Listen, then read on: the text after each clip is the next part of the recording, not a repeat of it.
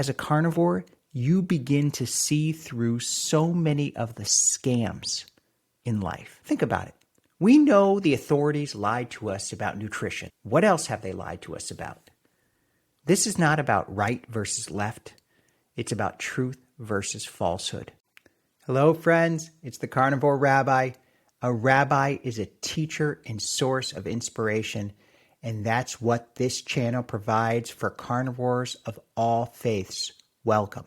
Truly embracing the carnivore diet is about much more than changing what we eat.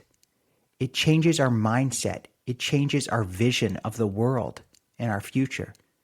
Now, this doesn't happen instantly, but it happens over time. When you become a carnivore, or even just open your mind to it. You don't have to become a full-fledged carnivore like me and so many others. Just opening your mind to it, you begin to realize how much of what we think is true really isn't. Mark Twain's great aphorism makes a lot of sense. It ain't what you don't know that gets you into trouble. It's what you know for sure that just ain't. So what can we do to be more open to alternative explanations, to seeing real truth? I think we can each open our minds a little bit more, and carnivore helps us do that.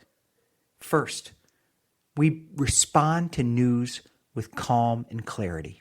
So much of society is rushed. We feel we have to have an instant answer or opinion to everything that happens right away. I confess I'm guilty of this. Sometimes something happens and I feel I need to make a YouTube video about it right away. Same thing happens in my professional work. A big event happens and I feel like I need to send a message out to my synagogue right away. Now, sometimes this is appropriate. When Israel was attacked on October 7th, my synagogue needed to hear from me right away.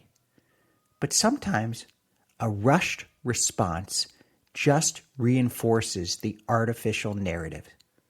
Sometimes deeper things are happening behind the scenes, and it's worth waiting to really discern the truth. I find that as a carnivore, I am not as rushed. I can take time to reflect. In fact, this may sound corny, but it works. Sometimes I picture myself as a lion resting after a large meal. I can think and reflect slowly. That's one of my carnivore affirmations, by the way.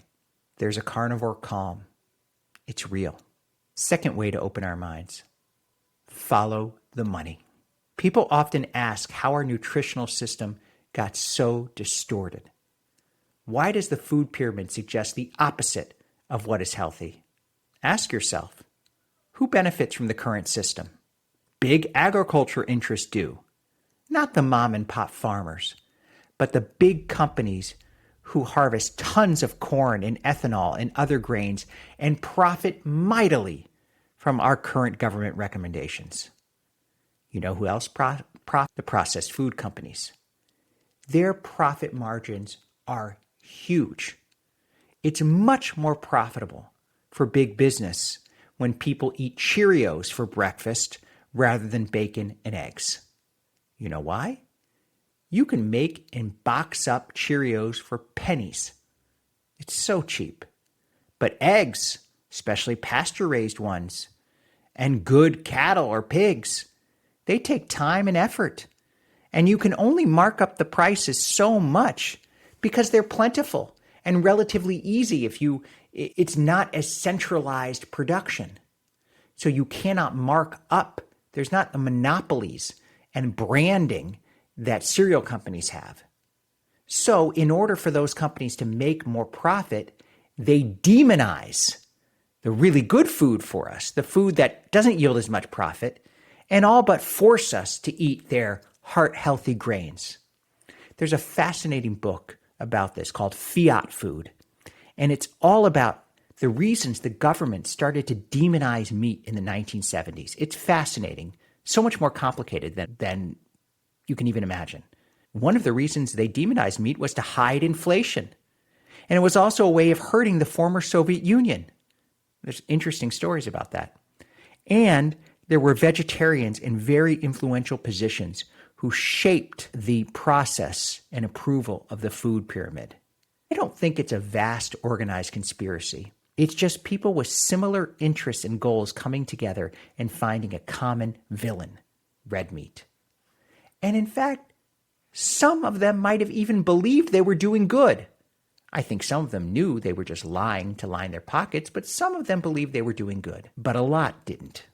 Nina Teicholz, a hero who wrote the best book on how fat got demonized and sugar got lionized, she pointed out that 95% of the people on the current FDA panel for 2025 nutritional guidelines have ties to the food industry. 95%. That means they've had research funded by Nestle or been on the board of some food science institute. Follow the money and you see who benefits. Third way to open our minds. Ask the simple question. You remember the old fairy tale, The Emperor's New Clothes? I love it. These two men convince the emperor that they're making him the most beautiful clothing in the world, and then he walks through his city totally naked, and a child points it out. So many of the so-called truths of modern health have no basis in reality. They are essentially naked. The idea of cholesterol being bad for you, of plants and vegetables being good for you. People take this as gospel truth, but they are well built up myths. At best, giving them the benefit of the doubt, these are half-truths. Yes, cholesterol is often present. High cholesterol is often present when there's heart disease. It's like the way firefighters are often present when there's a fire. They're helping address the issue. They didn't cause it. And yes, plants have some good nutrients, things we need, but they also have anti-nutrients. And also, our bodies don't absorb the positive nutrients from plants in the same way we absorb them from meat. So we need to ask the simple questions, just like the child in The Emperor's New Clothes. If meat is so bad, why is lower meat consumption associated with shorter lives? If meat is so bad, why have we gotten sicker and more obese as we ate less of it? If meat is so bad, why are so many people thriving on the carnivore diet? If meat is so bad, why have we been eating it for millions of years? One final way to stay more open. Test things. We have become a safety-obsessed culture. We worry about everything. I don't think it's fear of trying new things. It's more fear of being uncomfortable. We want to make everyone comfortable all the time. But if we aren't willing to be a little uncomfortable, we won't try new things. We won't take risks. And taking risks is what makes real growth possible. We have to be willing to be uncomfortable to grow. So when it comes to carnivore, many people won't even try it because it makes them feel uncomfortable to depart from conventional norms, from the recommended guidance. It feels uncomfortable to go against what others are doing. And this discomfort is deep-seated. We don't want to depart from the tribe. Thousands of years ago, if we were ostracized from our tribe, if we didn't conform, we were unprotected. We were vulnerable prey. So there's a deep part of us that wants to conform. And that's even true among us nonconformists. We still get uncomfortable. The antidote is to embrace experimentation. Our fear is tempered by the fact that we're making a temporary change. And then we can trust our experience. If something doesn't work, it doesn't work. If something that everyone hates does work, we now have the experience. We can trust ourselves. That's really the key. Trust yourself.